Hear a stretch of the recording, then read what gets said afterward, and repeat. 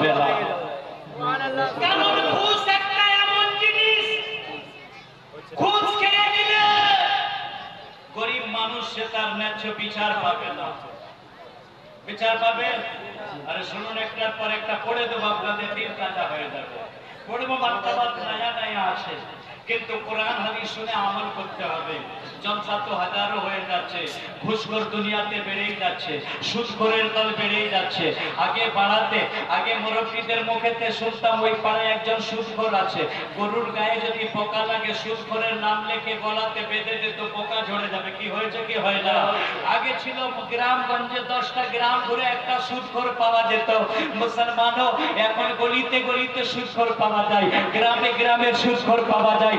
রাসূলে পাক সাহেবে লাউলাক কায়নাতের মালিক ও মুখতার নবী পাক সাল্লাল্লাহু আলাইহি ওয়াসাল্লাম হাদিসে পাকে বলেন যে যখন কিয়ামত নিকটে আসবে তখন সুদখোরের সংখ্যা বেড়ে যাবে, ঘুষখোরের সংখ্যা বেড়ে যাবে। মুসলমানও আজকে জলসা জুলুস দেওয়ার কারণ একটা, আমাদেরকে শুধরাতে হবে।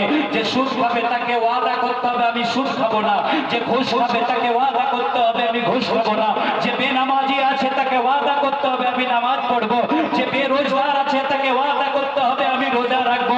মুসলমানও নইলে জলসা জুলুস করে কিছু ফায়দা হবে না।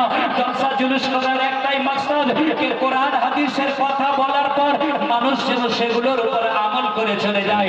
এই সুন্নি নওজওয়ানও ইয়াদ রাখো, আজকে সমাজ আমাদের অশান্তি এই কারণে রাসূলে পাকের মহব্বত অন্তর থেকে উঠে যাওয়ার কারণে। রাসূলে পাকের যদি মহব্বত থাকতো তো তাহলে মুসলমান সুদ খাওয়া থেকে দূরে থাকতো, ঘুষ খাওয়া থেকে দূরে থাকতো, বেনামাজি থেকে দূরে থাকতো, বেরোজগার থেকে দূরে থাকতো।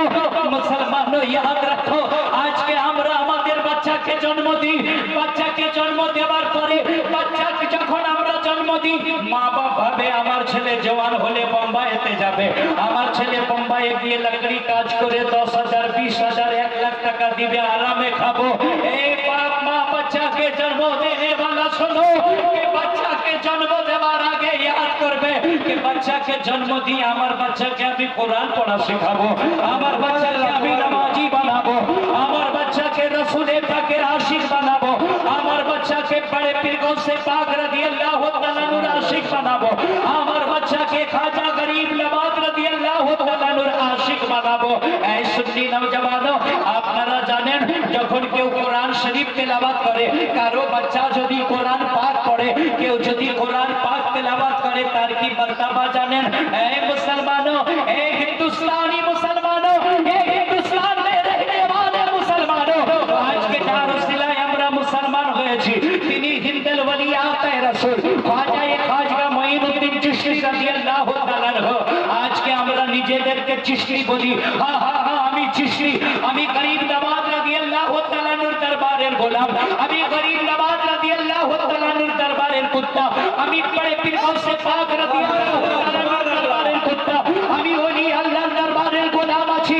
এই মুসলমানों, ये खाजा के मानने वालों याद रखो, हिंदुल वली खाजा गरीब नवाज রাদিয়াল্লাহু তাআলা আনহু বলছেন যে কোরআন শরীফ দেখা ইবাদত, কোরআন শরীফ তেলাওয়াত করা ইবাদত, কোরআন শরীফ তেলাওয়াত করা শোনা ইবাদত, কোরআন শরীফকে চুমা দেওয়া ইবাদত, কোরআন শরীফকে স্পর্শ করা ইবাদত। মুসলমানों, আজকে যে কোরআন শরীফের মর্তবা হিন্দেল ওলি খাজা গরিব নওয়াজ রাদিয়াল্লাহু তাআলা আনহু বললেন, কেন বললেন?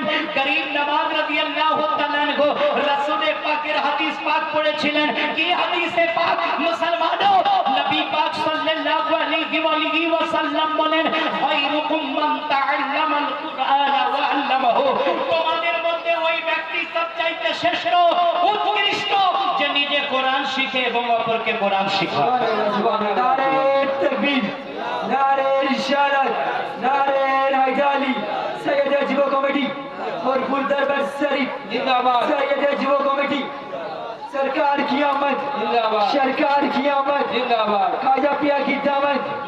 सुन्नी नौजवानों, एक साहबी कुरान पाक তেলাওয়াত করছেন, আল্লাহু আকবার। কান খুলে শুনুন, আমার মা বোনেরাও শুনুন, আপনারা কোরআন পড়বেন বাড়িতে। আমি যেদিন বাড়িতে অ্যাডভার্টাইজ করি না, কোরআন না পড়ি, যে রাতে ওই রাতটাই আমার কাটে না। যখন আমি হাদিসে পাক পড়েছিলাম তারপর থেকে আমি আমল করতে শুরু করে দিয়েছি। এক সাহাবী বাড়িতে কোরআন পাঠ করছেন, সাহাবীর নাম হযরত উসাইদ রাদিয়াল্লাহু তাআলা আনহু।